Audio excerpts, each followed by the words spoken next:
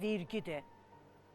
Bax, həqiqətən Nəriman müəllim, bilirəm özdə verilişlərimizə baxırsınız. Sizi buradan salamlayıram və sözü ötürürəm Orxana. Niyə?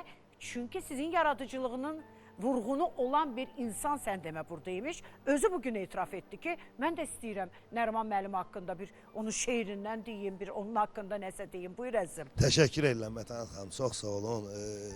Nə gözəl bizim halımıza ki, nə gözəl bu qismətə ki, bu günləri o cür dahi şəxsiyyətin, o cür dahi şairin, o cür əməkdar incəsənət xadiminin haqqında danışanda bizə də söz verilir. Nə yaxşı. Bunu mən özüm üçün böyük şərəf bilirəm. Bir şair deməzdim özümə lap o boyda, bir yazar olaraq, bir nəsə, necə tanıyırlar elə olaraq, yəni qələm əhli olaraq, elə ən yaxşısı odur. Yəni çünki o cür şairlərin yanında bizim özümüzə şair deməyimiz olmaz, qətiyyən olmaz. Və böyük fəxr, qürur hissi ilə deyirəm ki, Nəriman müəllim bizim yaşayan əfsanələrimіздəndir. Bəli. Yəni, o öz camiyyəsində, o öz şair camiyyəsi Allah ömür versin, 95 yaşı var. Bəli, Allah ömür versin, bəli, bəli. Allah qismət eləsin, 100 illiyində də danışmaq bizə nəsib olsun.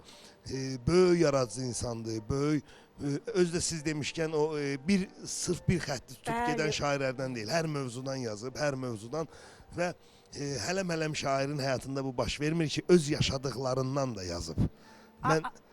Mən ən çox onlara oxuyanda kövrəlirəm həmişə, Nəriman müəllimin yaradıcılığında var. Baxırsan ki, orada, məsələn, o bildiyiniz kimi, indi mən biraz həddindən artıq danışmaq kimi çıxmasın, həyat yoldaşını zamansız itirir. Bəli, Sarı xanımı zamansız itirir. Sarı xanımı zamansız itirir. Anasını 23 yaşında itirib. Bəli.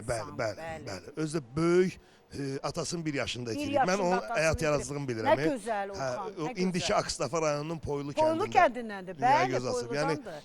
Yəni, o tərəfə toya gedəndə eləyəndə həmişə onun haqqında danışırlar, maraqlanıram, özüm də maraq edirəm. Nə gözəl. Böyük sənətkardır, böyük şairdir. Buradan onu salamlayıram. Böyük şəxsiyyətdir. Biz onun kiçikləri həmişə qulluğunda. İndi hansı şeirini deyəcəksən? Onun bir şeiri var. Mən bildiyim məlumata görə, mən maraqlandığım məlumata görə, yəni onun haqqında çox maraqlanmışam. Mən həyat yoldaşına həsr eləyib dünyadan köçəndən sonra. Çox, orada o qədər həssas yerlərə toxunub ki o, yəni söz əhli bilir də o. İşte icazə ver söz. Ay, nə xoş bizə. Səsləndirərdim bu şeiri. Buyur əzizim, buyur. Buyur Əli.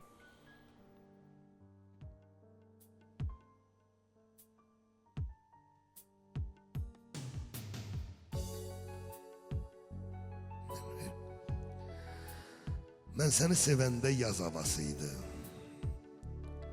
Neyləyim taleyin gözü tökülsün.